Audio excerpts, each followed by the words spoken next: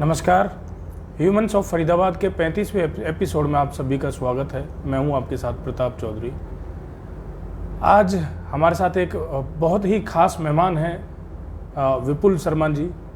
आप specially abled हैं और उसके साथ साथ आप सोशल एक्टिविस्ट भी हैं और समाज के लिए बहुत अच्छा काम कर रहे हैं। सभी जो दिव्यांग जन हैं उन दिव्यांग जनों के लिए आप हमेशा से एक मोटिवेशन के तौर पर आपने हमेशा से उनके लिए काम किया है। आप उनके लिए आदर्श हैं, प्रेरणा हैं, क्योंकि इस स्थिति में होने के बावजूद भी आप हमेशा सकारात्मक रहते हैं। और आपको बता दो, सरकारी विभाग पीडब्ल्यूडी में आप काम भी करते हैं, नौकरी कर रहे हैं। ऐसे नहीं है कि दिव्यांग हो गए तो अपने घर पे बैठ गए या और तरीके ढूंढ लिए अपने आप को जीवन को निर्वाह करने के लिए।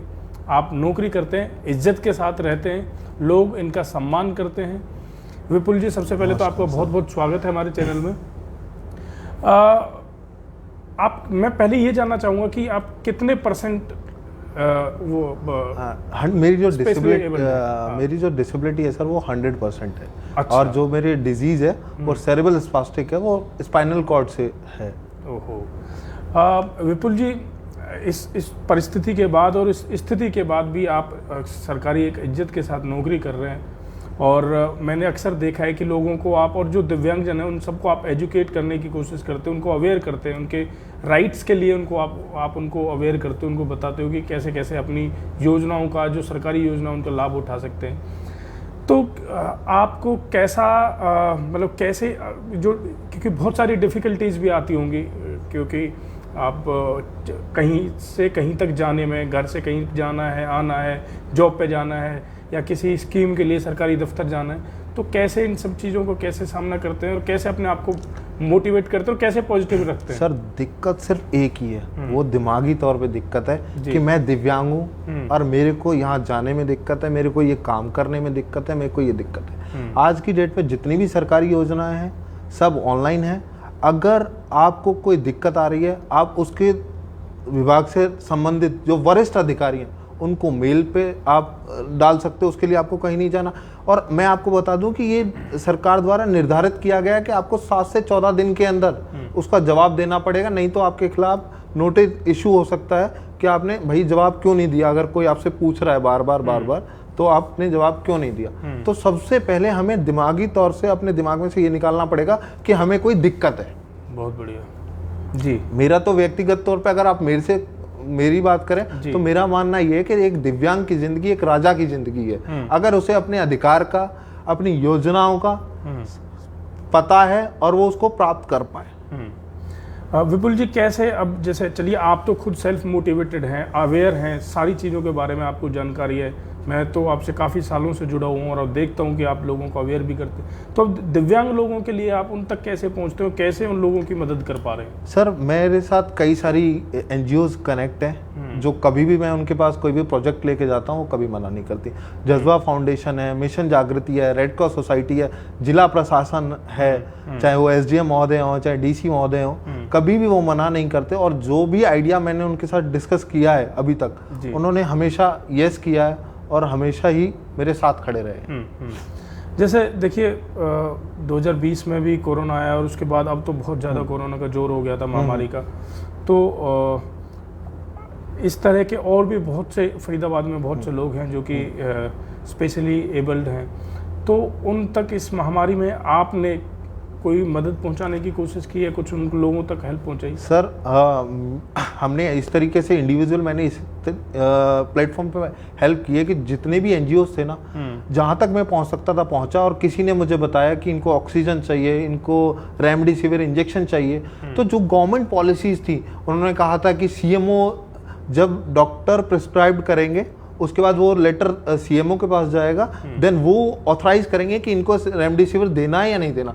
तो अगर हमारे उस ग्रुप में किसी को चाहिए, ठीक है, तो फिर SDM महोदय से बात करना पर्सनली कि हमारे इस बंदे को चाहिए, चाहे वो मेडिसिन हो, रेमडेसिविर हो, बेड हो, ऑक्सीजन हो, कुछ भी हो। उसके बाद उनसे कोऑर्डिनेट करना कि SDM महोदय से मेरी बात हो गई है, आप वहाँ जाइए, ये जो सेक्टर 24 में ऑक्सीजन का जो हमारा प्लांट था, या गोदारा साहब थे जिनको चार्ज दिया हुआ था रेमडेसिविर का, तो उनसे आपस में कोऑर्डिनेट करके और जो भी हमारे पेशेंट के अटेंडेंट होते थे वो जाते थे और जो हेल्प हो पाती थी हम लोग करते थे। जैसे आप तो सरकारी नौकरी लग गए, लेकिन बहुत से ऐसे सौभाग्यशाली लोग नहीं है जो कि एबल्ड हैं, स्पेशली एबल्ड हैं, सभी के पास नौकरी नहीं है। बहुत से लोग, आपने भी देखा होगा कि जो रोड हैं, लाल बत्तियां हैं, उन पर वो भीख भी मांग रहे हैं। अब ये प्रचलन भी काफ़ी है, क्योंकि वो अपने आप को इतना नेगेटिव कर लेते हैं और उनको लगता है कि ये सही रास्ता भी यही है कि किसी से लेके और अपना काम चला ले, लेकिन वो मेहनत करना नहीं चाहते। सर मैं आपके सारे डाउट्स अभी 1 मिनट के अंदर क्लियर कर देता हूँ। जैसे मैंने कहा कि एक दिव्यांग की जिंदगी एक राजा की जिंदगी है, तो एक नेशनल लेवल का डिपार्टमेंट है जो नेशनल में भी है और हर स्टेट में भी है, नेशनल हैंडीगेप फाइनेंस कॉर्पोरेशन डिपार्टमेंट, जो हमारे जिले में सेक्टर 12 में 6th फ्लोर पे 609 नंबर कमरा है। जो वो लोग बिजनेस सेटअप लोन दे रहे हैं 50 लाख का, एजुकेशन लोन दे रहे हैं 50 लाख का, फॉरेन एजुकेशन लोन दे रहे हैं 50 लाख का, और स्कॉलरशिप दे रहे हैं 2 लाख का, मेडिक्लेम करा रहे हैं वो 2 लाख का, आपको इंडियन एयरलाइंस रिजर्वेशन दे रही है, आपको स्टेट ट्रांसपोर्ट रिजर्वेशन दे रही है, आपको इंडियन एयरलाइंस 75% का विद अटेंडेंट डिस्काउंट दे रही है। आप कहीं भी अगर आप किसी टेम्पल में जा रहे हैं या किसी भी ऐसी जगह टूरिस्ट प्लेस पे जा रहे हैं, आपको वहाँ पे VIP ट्रीटमेंट मिल रहा है। तो आप किस बात के तो बेचारे हो। हायर एजुकेशन में आपको 5% का रिजर्वेशन है, और आपका जो अदर रिजर्वेशन है, अदर एजुकेशन रिजर्वेशन है, वो 4% है हमारा। गवर्नमेंट ने जो पहले 11 डिसेबिलिटीज़ थी उनको बढ़ा करके 22 डिसेबिलिटीज़ कर दिया। इसमें थैलेसीमिया को और आपके पैरालाइज्ड को, ऐसी अनेकों डिसेबिलिटीज़ हैं जिनको ऐड किया है। और गवर्नमेंट, आपको एक मजे की बात बता दूं, हम लोग घर पे बैठे होते हैं, तो जैसे मुझे जो प्रॉब्लम है उसमें हाथ जल्दी से वर्क नहीं करते, मैं कोई स्पीडली वर्क नहीं कर सकता। अच्छा। तो अब जो अनएजुकेटेड या अनअवेयर पर्सन है, फैमिलीज है, वो क्या सोचेंगे, यार हमारा बच्चा तो लिख ही नहीं पाता जी, तो काम कैसे करेगा। भाई एग्जाम दोगे तो लिखना तो जरूरी है, लेकिन गवर्नमेंट ने इसकी भी व्यवस्था की हुई है। गवर्नमेंट एक अटेंडेंट प्रोवाइड कराती है लीगली, ठीक है, उसके डॉक्यूमेंट प्रिपेयर्ड होते हैं स्क्राइब के, और पर आवर 20 मिनट आपको एक्स्ट्रा मिलता है। अच्छा, तो इतना सब कुछ, रेड कारपेट वेलकम आपको हर जगह तो मिल रहा है, अब किस बात के बेचारे हो। तो फरीदाबाद के स्तर पर अगर हम देखें तो यहाँ पर फरीदाबाद में अगर आपने इस पे काम किया हो तो यहाँ पर कितने ऐसे दिव्यांग लोग हैं फरीदाबाद में, और दूसरा कि आपने क्या इन सब के लिए कुछ काम करने के लिए कोई ग्रुप्स बनाए या कोई व्हाट्सएप ग्रुप बनाए या इनकी कोई डिटेलिंग की है कि भाई चलो कभी इन लोगों को अवेयर किया जाए, इन लोगों के लिए काम किया जाए, जैसे और भी संस्थाएं लोगों के लिए काम करती हैं, ज़रूरतमंदों के लिए काम करती हैं। क्या आपने ऐसा कोई इनिशिएटिव अपनी तरफ से उठाया? सर मैं बताता हूँ, जैसे कि अभी हमारा पीछे मेरा जॉब लगने से पहले मेरा मोटिव था कि जितने भी गवर्नमेंट डिपार्टमेंट्स हैं ना, डिसेबिलिटी एक्ट 2016 के अकॉर्डिंग डिफरेंटली एबल्ड फ्रेंडली होना चाहिए हर डिपार्टमेंट। तो मेरी कोशिश ये थी कि जितने भी डिपार्टमेंट है ना, आप उनको सबसे पहले फ्रेंडली कराओ, ताकि कोई आए अपनी समस्या तो बताए वो, जी, तब तो हम उस पर काम कर पाएंगे। मैंने मैंने इस जॉब से पहले मैं SDM ऑफिस बड़कल में काम कर रहा था, तो वहाँ पे मैंने उसको फ्रेंडली कराया। उसके बाद DC ऑफिस में एक बार गवर्नर साहब आए थे पिछली बार, तो वो VIP ट्रीटमेंट से जो दिव्यांगों का जो रैंप था ना, वो बंद कर दिया था, और जो CM विंडो का जो गेट था वो भी बंद कर दिया था। अच्छा। तो आप सब की, मीडिया के जो हमारे साथी हैं सारे, उनकी सबकी हेल्प लेकर वहाँ पे एक नया रैंप बनवाया CM विंडो के लिए, और जो वो रैंप बंद था, आप आज भी जाके देखिए वो खुला हुआ है। SDM बड़कल में जाएंगे तो आपको व्हीलचेयर और रैंप मिलेगा। और पिछली बार जब लास्ट टाइम UPSC का एग्जाम हुआ था, तो उसका सेंटर पड़ता सेक्टर 29 में जी, 29 या 28, ठीक है। तो मैंने ट्विटर के माध्यम से CM साहब से अप्रोच किया था कि वहाँ पे उनको अटेंडेंट, व्हीलचेयर और पानी प्रोवाइड कराएं। तो मेरी बात सुनी गई थी और वहाँ सब बच्चों को रेड क्रॉस की तरफ से ये सुविधा उपलब्ध कराई गई थी। और अभी सर हम ये कर रहे हैं कि मैंने एक बुक पे वर्क चल रहा है कि जितनी भी फैसिलिटी है ना डिफरेंटली एबल्ड की, उसको एक जगह इकट्ठा करो, सिंगल प्लेटफॉर्म बनाओ उसको, ठीक है। और अभी सबसे बड़ा जो देश और प्रदेश के अंदर जो मुद्दा है रोजगार का, कि दिव्यांगों के रोजगार कैसे उपलब्ध कराएं, तो मैंने एक प्लेटफॉर्म बनाया है कि जितने भी बैंक्स हैं या कॉर्पोरेट सेक्टर हैं उनको एक प्लेटफॉर्म पे कलेक्ट करें और उनकी नीड्स को समझें, और उनकी नीड्स जो हैं, जैसे अब कॉर्पोरेट्स में स्टेशनरी यूज होती है, तो वो स्टेशनरी दिव्यांगों से बनवाएं। जो प्राइवेट बैंक होते हैं, ठीक है, वो क्रेडिट कार्ड लोन्स का काम थर्ड पार्टी को देते हैं, वो थर्ड पार्टी रेड क्रॉस ले ले और वो दिव्यांगों से कराए। तो इस मुद्दे को लेके मैं एक पूरी पीपीडी बना के हरियाणा गवर्नमेंट में जो डिप्टी सीएम है श्री दुष्यंत चौटाला जी, उनसे बहुत जल्दी मिलने और उनसे रिक्वेस्ट करूंगा कि वो करें। और दूसरा ये है कि सबसे बड़ी दिक्कत पता कहाँ आती है, मैंने आपको इतनी सारी चीजें बता दी कि सर ये लोन है, ये लोन है, लेकिन आप डिपार्टमेंट में जाओ, ये कागज ले आइए, ये कागज ले आइए, ये कर, उसके बाद 4 कागज में 3 कागज मिलते हैं, एक कागज मिलता नहीं, वो चक्कर काट काट के उसको उसका अल्टरनेट मिलता नहीं, वो दुखी होकर घर बैठ जाता है। तो मेरा प्रपोजल ये है कि पीआरओज बनाए जाए रेड क्रॉस सोसाइटी के अंदर, अपने पब्लिक रिलेशन ऑफिसर, वो उनको काउंसलिंग करें और वो डिफरेंटली एबल्ड नहीं हो, ताकि उन्होंने वो पेन फेस किया है और वो उस पेन को समझ पाए कि यार एक आपको मैं बता दूं, अगर मेरे जैसा दिव्यांग कोई ऑटो से अपने घर से और सेक्टर 12 तक आए ना, तो 100 रुपए खर्च हो जाएंगे। अगर वो पर्सनल करके ना आए तो जो बंदा कमा नहीं रहा उसके लिए हर दूसरे दिन 100 रुपए खर्च करना कितना मुश्किल का काम है। मुश्किल का काम। और दूसरा, ऑनलाइन प्लेटफॉर्म में भी हमें एक दिक्कत आ रही है कि जो दिव्यांगों की जो योजनाएं हैं, वो जो अटल सेवा का जो प्लेटफॉर्म बनाया गया है ना, उसमें बहुत सारे हमारे जो दिव्यांग लोग हैं उनको तो थोड़ी बहुत योजनाएं रजिस्टर्ड करनी आती हैं। जो आम नागरिकों को जो सीएससी सेंटर्स के लाइसेंस दिए गए उनको तो रजिस्ट्रेशन करने नहीं आते। आप एनएचएफडीसी के लोन के बारे में कहिए, अभी बीके हॉस्पिटल से रिक्वेस्ट करके जो डिसेबिलिटी फॉर्म है उसको ऑनलाइन रजिस्ट्रेशन का काम शुरू करवाया गया। लेकिन मैं गारंटी कह रहा हूँ 80% जो हमारे सीएससी सेंटर वाले हैं जिनकी जिम्मेवारी है उनको रजिस्ट्रेशन करना नहीं है। इवन आप जो तहसील्स हैं हमारी, जो एसडीएम ऑफिसेज हैं, वहां पर लोगों को दिव्यांगों की जो ऑपरेटर्स हमने अपॉइंट किए हुए हैं ना, उनको दिव्यांगों की पेंशन अप्लाई करना नहीं आता। जैसे कि कोई 100% डिफरेंटली एबल्ड है, उसकी वाइफ बिल्कुल नॉर्मल है, आप अप्लाई करवाओ जाके कि इनकी अप्लाई, कि ऐसे वो पता है आपको क्या बोलेंगे, वो आपको ये बोलेंगे कि ये तो बिल्कुल सही है, इनको तो पेंशन मिल नहीं सकती। लेकिन हरियाणा गवर्नमेंट का ये रूल है कि अगर कोई 100% डिफरेंटली एबल्ड और उसकी वाइफ बिल्कुल नॉर्मल है तो उनको भी पेंशन मिलेगी, देन उनके 2 बच्चों को भी हाफ पेंशन मिलेगी। अच्छा।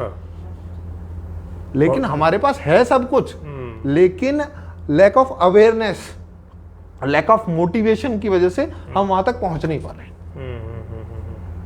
मैं वही आपसे बात कर रहा था कि फरीदाबाद में, क्योंकि आपकी बातें ऐसी हैं और बहुत इन्फॉर्मेशन है आपकी बातों में, तो मज़ा आ रहा है आपको सुनने में भी।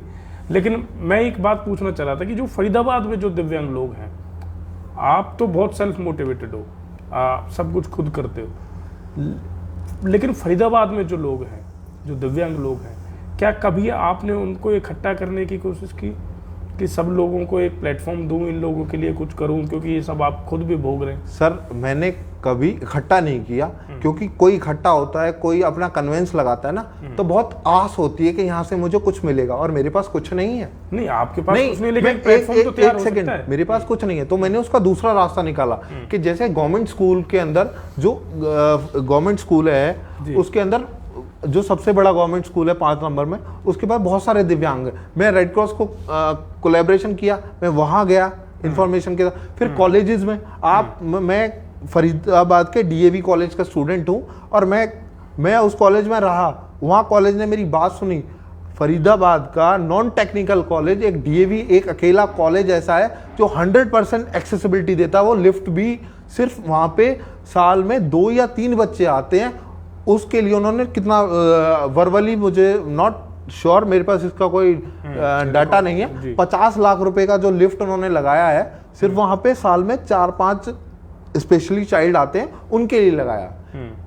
तो ऐसे कॉलेजेस में जाके, और बहुत सारे एनजीओज हैं, जैसे डबुआ में ये लेजर वैली पार्क के सामने है, वहाँ पे जब भी मुझे टाइम मिलता है तो मैं उन लोगों के पास चला जाता हूँ, उन लोगों से पूछता हूँ कि भाई तुम्हारी क्या प्रॉब्लम है। किसी के सर्टिफिकेट्स नहीं बने, किसी के रिन्यू होने, अब वेडनेसडे को बीके हॉस्पिटल में मिलते हैं, कभी छुट्टी का मौका मिल जाता है, या पहले जब फ्री रहते थे तो वहाँ चले जाते थे, वहाँ लोग अभी जैसे लास्ट में अभी आज ही किसी काम से गया था बीके हॉस्पिटल, तो वहां पे क्या था, किसी का डिसेबिलिटी सर्टिफिकेट था, उसका मतलब है अगर उसने आपने जहां पे ईयर लिखा है, वैलिड ईयर लिखा है, अगर वहां पे आपने मेंशन किया हुआ है, अगर आपने मेंशन किया हुआ है तो वो आपके उतने टाइम के लिए, अदरवाइज वो ब्लैंक है तो वो लाइफ टाइम है।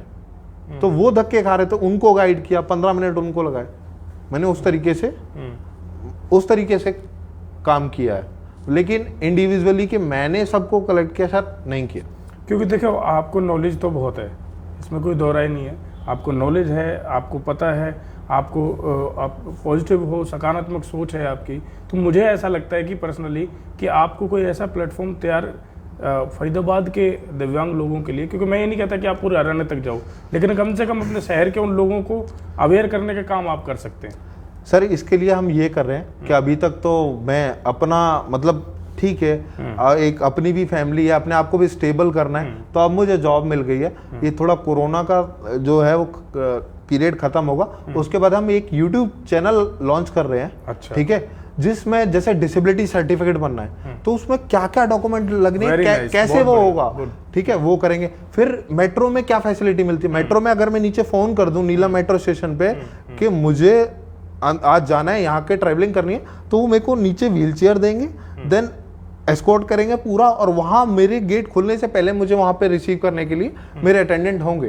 तो वो मैं यूज करके उसका रिकॉर्ड करके पूरा फिर मैं लोगों को दिखाऊंगा कि ये ऐसे हो रहा है और आप इसको ऐसे कर सकते हैं। बहुत बढ़िया। उसके बाद भी कहीं कोई प्रॉब्लम है तो हम एक वेबसाइट लॉन्च करेंगे, वो कोई भी किसी की क्वेरी है तो वो मुझसे कर सकते हैं। हाँ, इतना हो सकता है कि मैं लेट हो सकता हूँ, क्योंकि मैं पूरा प्रोफेशनली उसमें नहीं जाऊंगा, और अभी मैं कोई ये नहीं किसी को बोल रहा है कि मैं स्टाफ रखूंगा या ये रखूंगा। हाँ, ये है कि मैं एक दिन की जगह 7 दिन में आपको जवाब दूंगा, पर दूंगा जरूर। नहीं, इसके लिए मैं विपुल जी आपसे कहना चाहूँगा, और मैं अपने सभी दर्शकों से भी ये बात शेयर करूँगा, अगर आपको ये जो चीज़ आपने बताई है कि यूट्यूब चैनल के माध्यम से आप इस तरह से वीडियोज़ बनाएंगे और लोगों को अवेयर करने का काम करेंगे, अगर इसमें आपको न्यूज़ एनसीआर की तरफ से कोई मदद चाहिए या न्यूज़ एनसीआर के प्लेटफॉर्म पे अगर आके आप बोलें ये चीज़ें और ये इन्फॉर्मेशन लोगों तक देना चाहें, तो इसमें हम पूरी आपकी मदद करेंगे। आप हमारे चैनल पे बोलिए, हम आपको रिकॉर्ड करेंगे, आप हमारे चैनल पर बोलिए, हम उसको सर्कुलेट करेंगे ताकि लोगों तक वो सही चीज़ और सही इन्फॉर्मेशन पहुंचे। बिल्कुल, इसके लिए हम पूरी तरह से तैयार हैं। आप कभी भी हमारे साथ, मैं भी रेडी हूँ। जैसे न्यूज़ एनसीआर की टीम मुझे गाइड करेगी कि हम वीकली इसको इन्फॉर्मेशन को शेयर कर सकते हैं या मंथली शेयर कर सकते हैं, हम रेडी। बिल्कुल जी। एक सवाल है जज्बा फाउंडेशन के हिमांशु भट्ट जी का, वो आपको बधाई दे रहे हैं कि आप संघर्ष निरंतर करते रहते हैं, और एक सवाल है वो कि हम फरीदाबाद में और विपुल शर्मा कैसे तैयार कर सकते हैं। एक विपुल शर्मा से काम नहीं चलेगा, तो और विपुल शर्मा कैसे तैयार कर सकते हैं। बहुत बढ़िया। सबसे पहले मैं बता दूं कि आज जो भी कुछ मैं, चाहे मेरे पास नॉलेज है या तुरंत मैं किसी चीज़ के पास पहुंच जाता हूं, तो ये जज्बा फाउंडेशन के हिमांशु भाई जैसे साथियों की वजह से ही पॉसिबल हो रहा है। तो ये बधाई मेरे लिए नहीं, ये बधाई जज्बा फाउंडेशन की पूरी टीम के लिए है, क्योंकि मैं इनको अगर 10 बजे भी बोलूं कि ये मेरा दिव्यांग यहाँ पे परेशान है, तो ये पूरी टीम के साथ और तन मन धन हर जगह हर चीज़ से खड़े रहते हैं। तो भाई ये बधाई आपकी है, और जो कुछ भी आज हम काम किया हमने या आगे कर पाएंगे, उसमें आप एक बहुत बड़ा पिलर हैं। तो और विपुल शर्मा कैसे तैयार करेंगे अब और विपुल शर्मा मैं ये तो नहीं कह पाऊंगा कि मैं तैयार कर दूंगा, बट मैं कोशिश जरूर करूंगा कि जैसे वो न्यूज़ एनसीआर की टीम की हेल्प लेके यूट्यूब चैनल्स, बुक राइटिंग, तो जब लोगों के पास नॉलेज इंफॉर्मेशन जाएगी और फिर उसको रीड करेंगे, और कहीं कोई दिक्कत आती है, पता है दिक्कत कहाँ आती है, किसी को कह दिया कि डोमिसाइल लेके आओ, डोमिसाइल नहीं है, लेकिन उन्होंने मांगा क्या है, एक्चुअल में उन्होंने मांगा क्या, 15 साल का रिकॉर्ड, उसके बाद राशन कार्ड है, डोमिसाइल नहीं। अब वो डोमिसाइल के लिए 15 दिन चक्कर काटेगा, खत्म कहानी। तो हमें उसको सही प्लेटफॉर्म रेडी करके देना है। और एकता जी कोई सवाल है आपकी तरफ से? एक मेरा सवाल है, अगर विपुल जी आपसे डीसी ऑफिस से या एसडीएम ऑफिस से कहीं से पूछा जाए कि आप ऐसे 5 या 7 पॉइंट लिख कर दें जिससे कि हम आप जैसे कुछ और प्रतिनिधि आप ही की कम्युनिटी से कुछ दिव्यांग ऐसे तैयार कर सकें जिन्हें अलग अलग जगह बिठाया जा सके, क्योंकि उनकी समझ तकलीफ़ों की ज़्यादा बेहतर है। तो वो कौन सी 5 या 7 चीज़ें होंगी जो आप अपनी सूची में देंगे कि मुझे इतना फंड चाहिए, एक मुझे मोटिवेशनल कोच चाहिए, एक मुझे कमरा चाहिए, 5 कंप्यूटर चाहिए, आप इस तरह की सूची में क्या क्या डालेंगे? सबसे पहले तो मैं ऐसे जो विद्वान लोग हैं जो दिव्यांगों के रोजगार में मुझे मदद कर सकें, सबसे पहले तो मुझे वो चाहिए। उसके बाद में जो भी जितना भी गवर्नमेंट ने ऑनलाइन प्लेटफॉर्म बनाया है उसमें मुझे ऐसा एक एक्सपर्ट पर्सन चाहिए डिस्ट्रिक्ट वाइज कि वो अगर उनके पास कोई भी जाए, चाहे वो पेंशन हो, चाहे वो NHFDC लोन हो या कोई और फैसिलिटी भी हो, ठीक है, तो उनको देखना ना पड़े कि मुझे कैसे अप्लाई करना है और इसके लिए मुझे क्या क्या डॉक्यूमेंट की नीड है, ठीक है। उसके बाद में विद्वान लोगों को मैं कलेक्ट करूंगा अलग अलग पॉइंट पे, जैसे किसी का कंपटीशन के एग्जाम में वो एक्सपर्ट है, कोई अपना PG में एक्सपर्ट है। तो अगर कोई मेरा दिव्यांग आता है कि भाई मैं अब PG करना चाहता हूं लेकिन मैं किस सब्जेक्ट में करूं तो मेरे लिए बेस्ट होगा, अगर मैं तैयारी करूं तो मेरे लिए UPSC बेस्ट है, मैं इतने दिन मतलब पेशेंस रख सकता हूं तैयारी के लिए, तो मुझे UPSC की तरफ जाना चाहिए या SSC की तरफ जाना चाहिए या बैंक की तरफ जाना चाहिए। और एक मुझे ऐसा टीम चाहिए जो मेरे कम से कम मेरे फरीदाबाद को तो 100% डिफरेंटली एबल्ड बना दे। बहुत बढ़िया। काफ़ी बातें आपके साथ में हमारी हुई और मुझे उम्मीद है कि दर्शकों को बहुत सारी इन्फॉर्मेशन आज विपुल जी की तरफ से मिली होगी और हम चाहेंगे कि जो भी इन स्पेशली एबल्ड लोगों के राइट्स के बारे में जो जानकारी रखता है, कोशिश करिए कि आप भी आपके अड़ोस पड़ोस में या कहीं भी आपको ऐसा कोई दिव्यांगजन दिखता है या जो सड़कों पे जो भीख मांगने का काम जो लोग कर रहे हैं, तो कोशिश कीजिए कि उनके पास जाएं, उनसे बातचीत करें, उनको समझने की कोशिश करें कि आखिर में उनको ये सब करना क्यों पड़ रहा है। अगर उनके अंदर कहीं भी थोड़े भी गट्स नज़र आते हैं तो कोशिश करिए कि आप उनको अवेयर करें, उनको सही जानकारी दें ताकि उनको ये सब काम ना करना पड़े। एक अपील युवा पीढ़ी से मैं करना चाहूँगा। युवा पीढ़ी हमेशा ही कहती है कि मुझे समाज सेवा का काम करना है, बट मेरे पास पैसे नहीं है, मेरे पास ये नहीं है। अगर आपको समाज सेवा का काम करना है तो मेरे से हाथ जोड़ के रिक्वेस्ट है, ये काम कर लो, इसमें कोई पैसा नहीं लगेगा। आपके पास, आपकी गली में, आपके मोहल्ले में कोई भी डिफरेंटली एबल्ड है, रेड क्रॉस सोसाइटी के पास जाइए, उनको आपकी जो भी प्रॉब्लम है बोलो ये प्रॉब्लम मेरी विपुल शर्मा तक पहुंचा दो, विकास कुमार जी, सॉल्व करना मेरा काम है। अगर आपकी कंप्लेंट मेरे पास आ गई या कोई आपका सजेशन है जिसपे हम काम कर सकते हैं, ठीक है, तो मैं ज़रूर करूँगा। और इसमें सिर्फ लिटिल YRC के स्टूडेंट हैं, NSS के स्टूडेंट्स हैं, उनको हमेशा मिलते रहते हैं ऐसे लोग। तो मैं यही रिक्वेस्ट करूँगा स्टूडेंट से कि वो कहीं भी कोई लोग ऐसे मिले तो रेड क्रॉस को इन्फॉर्म करें, उनको बोलें कि ये कंप्लेंट, ये सजेशन या कंप्लेंट आप विपुल शर्मा तक पहुंचा दो, उसको मैं 100% कंप्लीट करने की कोशिश करूंगा। अच्छा, मैं चाहूँगा कि एक शिक्षाविदों के लिए भी आप कोई अपील करें ताकि सही जानकारी वो लोगों को दें। एक्चुअली मैं अगर फरीदाबाद की बात करूँ ना, मैं इसे नेगेटिव में नहीं लेना चाह रहा, सिर्फ मैं नेगेटिव पॉइंट नहीं कहना चाह रहा, मैं सिर्फ अपना मैसेज देना चाह रहा हूँ कि जैसे हमारा नेहरू कॉलेज है जी, तो वहाँ पे बहुत ही इंटेलिजेंट प्रोफेसर्स हैं हमारे जी, लेकिन बहुत सारे हमारे प्रोफेसर्स ऐसे हैं जिनको जो हमारे राइट्स हैं स्पेशली स्टूडेंट्स के, उनको नहीं अभी 100% नहीं पता। तो जैसे हम हमेशा ही स्कूल कॉलेजेस में इवेंट्स करते रहते हैं, मुझे ऐसा लगता है कि हर प्लेटफॉर्म पे हमें एक ऐसा सेमिनार, एक ऐसी वर्कशॉप भी करनी चाहिए जो डिफरेंटली एबल्ड्स के राइट्स के लिए हो, उनके जो फैसिलिटीज़ हैं उनके बारे में, ताकि जो टीचर्स हैं या प्रोफेसर्स हैं उनको कभी पढ़ाई नहीं, तो उनको भी पता लगे और वो भी अगर अपने स्टूडेंट के अच्छे तरीके से। ये बात मैं इसलिए कह रहा हूँ कि आज जो भी कुछ मैं बोल पाता हूँ ना, या जो भी मैंने इन्फॉर्मेशन कलेक्ट करी, उसमें DAV कॉलेज के दिनेश कुमेरी सर जो हिस्ट्री के HOD हैं, उनका बहुत बहुत बहुत बड़ा योगदान मैं कहूँगा, क्योंकि उन्होंने हर प्लेटफॉर्म पे मुझे खड़ा किया और हमेशा जब भी उनको टाइम मिला, बच्चे आजा, तुम ये करो, तुम नेट करो, तुम यूपीएससी करो, तुम पीजी करो। तो उन्होंने क्यों किया? क्यों? उनको पता था कि हम क्या कर सकते हैं। तो मैं यही चाहूँगा कि हमारी वर्कशॉप्स भी हों, इसको रेड क्रॉस का पार्ट बनाया जाए, ठीक है।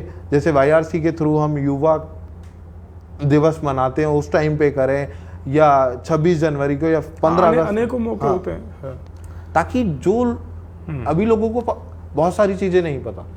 जी एकता जी, आपने जो कहा विपुल जी के कई ऐसे खास डेज होते हैं साल में जिसमें हम दिव्यांगजनों को याद करते हैं और उनकी तकलीफों को समझते हैं, और फिर साल के बाकी दिन हम सब कुछ भूल जाते हैं।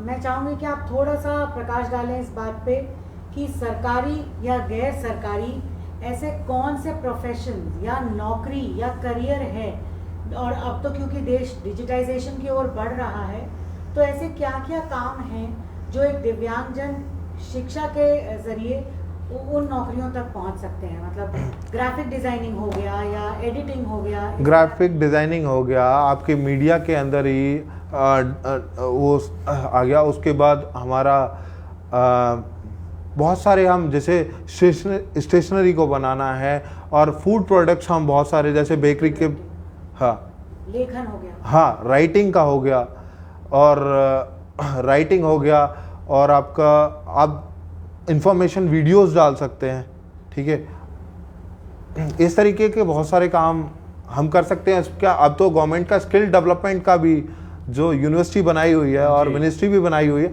वो भी हमें बहुत सारी हेल्प कर रही है। अभी मैं बता दूं, सेक्टर 12 के अंदर मोबाइल रिपेयरिंग का जो कोर्स है वो गवर्नमेंट करा रही है। उसमें 10,000 का जो किट है, टूल किट है, वो फ्री ऑफ कॉस्ट दे रही है। लेकिन प्रॉब्लम ये है कि वो उस टाइम पे गवर्नमेंट ने अपना प्रोजेक्ट पूरा किया, ठीक है। मैं किसी की थिंकिंग को नेगेटिव नहीं कह रहा हूँ, पॉजिटिव है, लेकिन गवर्नमेंट ने अपना काम कर दिया, एक सक्षम बना दिया। लेकिन कहीं ना कहीं उसको बाद में भी मोटिवेशन की जरूरत है, जो अभी मेरे से एक सवाल किया गया था 5 बिंदुओं वाला। इसीलिए मैं चाहता हूँ टाइम टू टाइम काउंसलिंग हो, तो जो भी हर्डल्स हैं उनको दूर किया जाए, और एक्चुअल में जो हम सक्षम बनाने की जो हमारा उद्देश्य है, हम दिव्यांग को सक्षम बना पाए। बहुत बढ़िया सेशन आपके साथ में रहा, और सही कहा आपने, और सही जानकारी और सही गाइडेंस अगर मिल जाए तो फिर किसी भी तरह की कोई प्रॉब्लम मायने नहीं रखती। और विपुल जी तो बहुत अच्छा काम अपनी इस दिशा में कर रहे हैं, और बहुत अच्छी बात रही कि आपने कहा कि सरकारी महकमे के साथ मिलकर या रेड क्रॉस के साथ में कोई ऐसा प्लेटफॉर्म दिव्यांगजनों के लिए बनना चाहिए, और बिल्कुल मैं भी यही कहूँगा कि बिल्कुल बनना चाहिए। रही दूसरी बात नौकरी से, रोजगार से संबंधित, आपसे हमने अभी बात की कि अगर YouTube के थ्रू कोई जानकारी देनी है तो न्यूज़ NCR हमेशा इस चीज़ के लिए खुला है।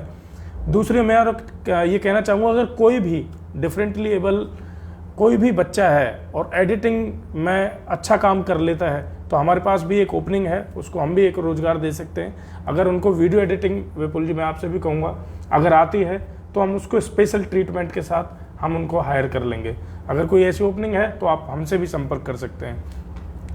तो और सरकारी योजनाएं बहुत सी हैं, विपुल जी ने जैसे बताया कि बहुत सारी सरकारी योजनाएं हैं, लेकिन क्या है कि सही जानकारी सही व्यक्ति तक नहीं पहुंच पाती है। सिर्फ उसके अभाव में जो आप डिफरेंटली एबल्ड बच्चों को या लोगों को देखते हैं, वो सिर्फ और सिर्फ जानकारी के अभाव में आज ऐसी दयनीय स्थिति में पहुंचे हैं।